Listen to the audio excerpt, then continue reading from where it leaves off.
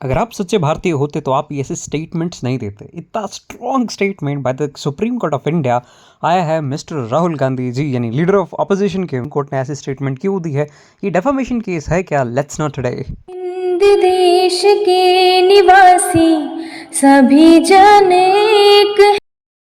Before we move on, मैं आपसे request करूंगा कि कोई भी गलत स्टेटमेंट मत लिखिएगा कमेंट में। Let's move on further. तो होता क्या है, इसका बैकग्राउंड अगर हम जानने का प्रयास करें तो ये सब स्टार्ट होता है जब चाइनीज ट्रूप्स भारतीय सरजमीन में घुसने के प्रयास करते हैं और गलवान क्लैशेस होते हैं, जिसमें भारत के 20 सोल्जर्स जो है वीर गति को प्राप्त होते हैं और चाइना के 40 से ऊपर सोल्जर मारे जाते हैं। अब उसके बाद एक यात्रा करते हैं श्री राहुल गांधी जी।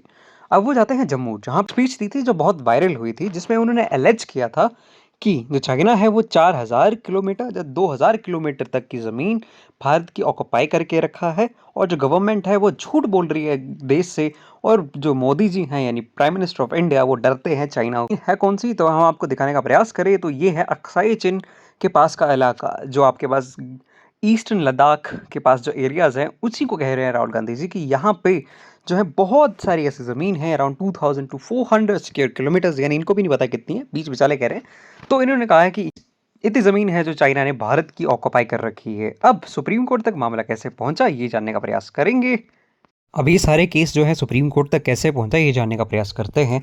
तो होता क्या है, हमारे पास है, हमारे जो पिटिशनर है वह हैं उदय शंकर श्रीवास्तव जी, जो डायरेक्टर जनरल रैंक के रह चुके हैं इन बीआरओ यानी बॉर्डर रोड ऑर्गेनाइजेशन में। वो डायरेक्टर जनरल ऑफिसर के रैंक पे रह चुके हैं।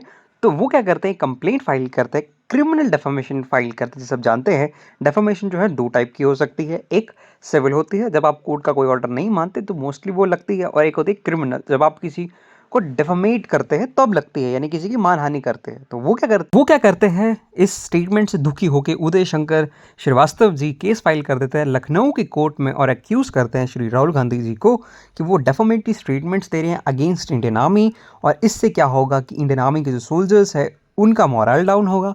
और राहुल गांधी जी की कॉ स्टेटमेंट जो उनको बिल्कुल अच्छी नहीं लगी थी, and personally even I don't like it, जो उन्होंने कहा था कि हमारे सैनिकों को पीटा जा रहा है।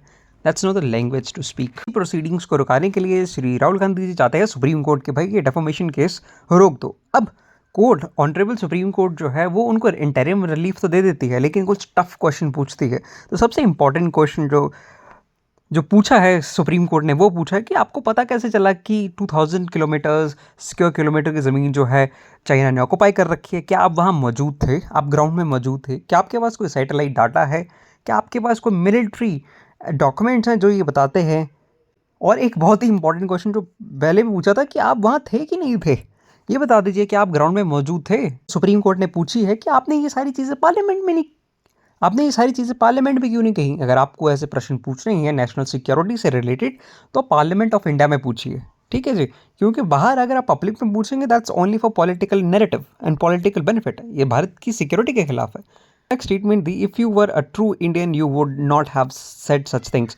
अब ये स्टेटमेंट क्यों दी? जो मैंने आपको कहा कि जो स्टेटमेंट मुझे भी पर्सनल लेवल पे अच्छी नहीं लगी थी, जिसमें कहा था कि Indian soldiers were beaten by China. वो सारे जानते हैं कौन बीटन बाय चाइना हुआ था, ठीक है, और किसको पीटा गया था, किसने पीटा था।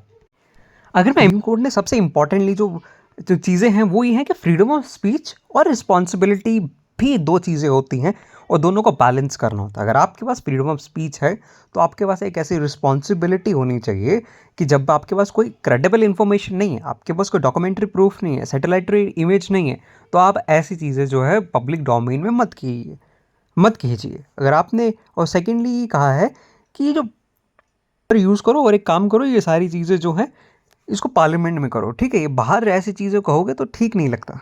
अगर आप डिफेंस लिया तो उन्होंने वही डिफेंस लिया है कि ये जो है फॉल्स नैरेटिव बनाने का प्रयास हो रहा है, लोगों को गुमराह कर रही है केंद्र सरकार, और सरकार जो है जवाब नहीं देना चाहती, इसलिए नैरेटिव ऐसे बना रही है। प्रोसीडिंग्स को थोड़ी दिनों के लिए जो है वो बंद कर दिया। क्यों? क्योंकि अकॉर्डिंग टू सुप्रीम कोर्ट कुछ ऐसे स्टेप्स थे जो ठीक से नहीं लिए गए। यानी अगर आपको केस लॉन्च करना था पुलिस को, तो उनको सबसे पहले राहुल गांधी जी से भी बात करनी चाहिए थी, उनसे उनका पॉइंट ऑफ व्यू भी पूछना चाहिए था, लेकिन ऐसा नहीं किया गया। उनके ये कहना है उनके डिफेंस का। और अगर पब्लिक नैरेटिव की बात करें तो लोग, most of the people that I have seen on social media, वो यही कहते हैं कि ऐसी स्टेटमेंट्स जो हैं वो अच्छी नहीं लगती। You have to be mature while you giving statements in national security. तो share your opinions till then जय हिंद, वंदे मातरम।